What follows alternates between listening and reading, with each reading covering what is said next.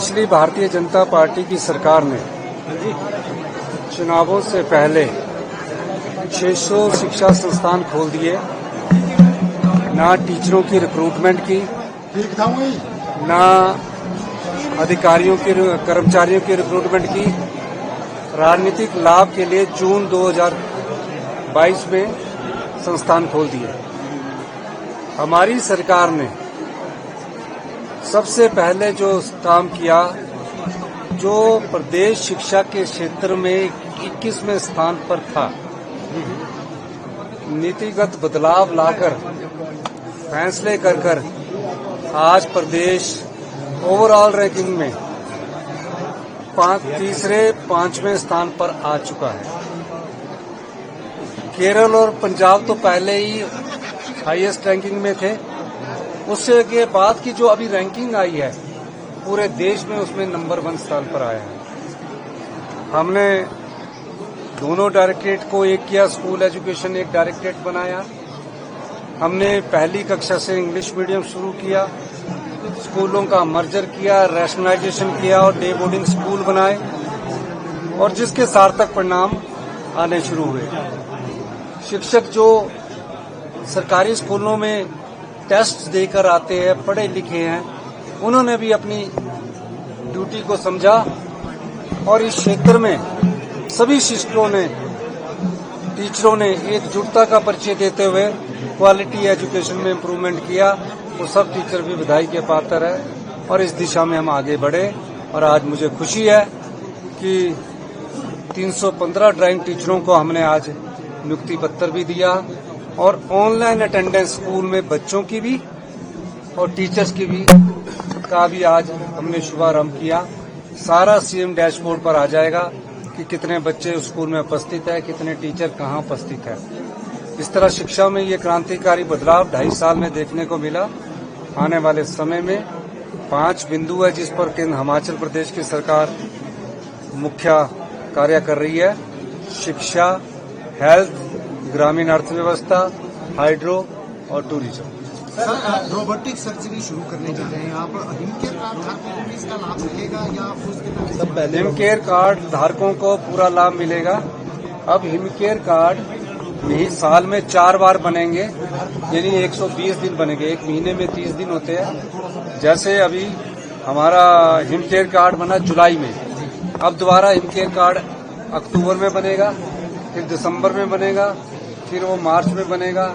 साल में 4 बार हिमकेयर कार्ड बनेगा। और अगर कोई इमरजेंसी जरूरत होती है हिमकेयर कार्ड की, तो सभी मेडिकल कॉलेज के प्रिंसिपल और एमएस को ये पावर दी है कि वो 100 कार्ड बना सकते हैं। कोई भी पेशेंट, अगर उसको कोई बहुत ही गरीब पेशेंट आता है, एमएस ये कहता है कि बहुत गरीब है, तो उसका हिमकेयर कार्ड एमएसपी बना सकता है।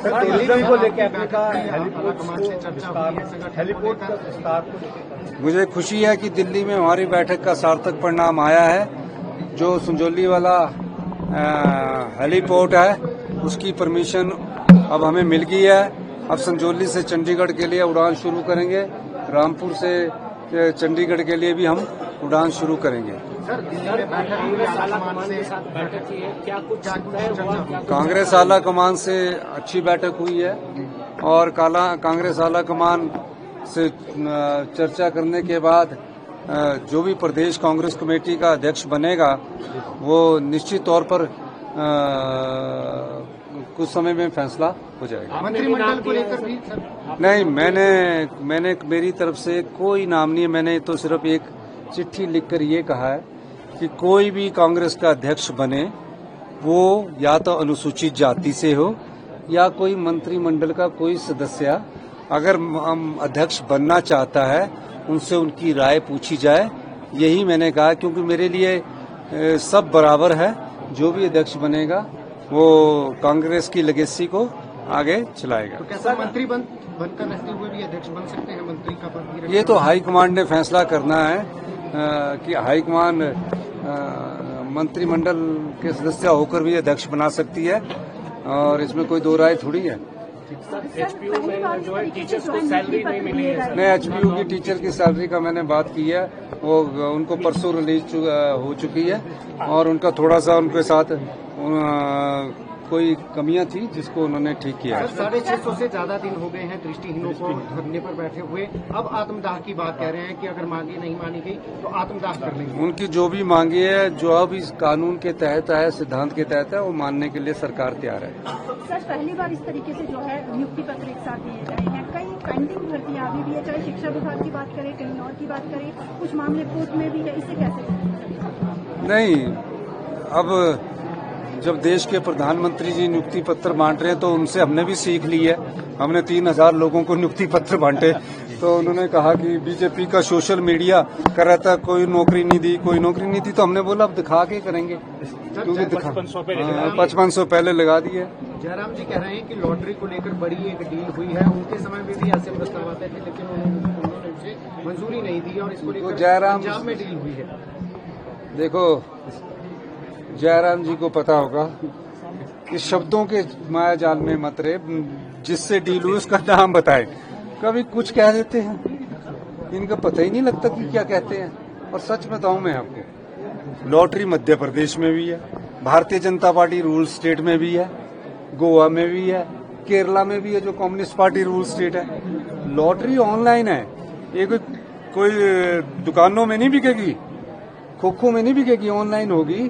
ऑनलाइन गेमिंग और ऑनलाइन लॉटरी की शुरुआत होगी। जो लोग खेलना चाहते हो, ड्रीम 11 भी खेल रहे हैं, है ना? और वो खेले, अगर नहीं खेलना चाहते तो ना खेले, जरूरी नहीं है। अभी हमने इसको प्रस्ताव को पारित किया है, सभी प्रोस एंड कॉन्स को सरकार समझती है।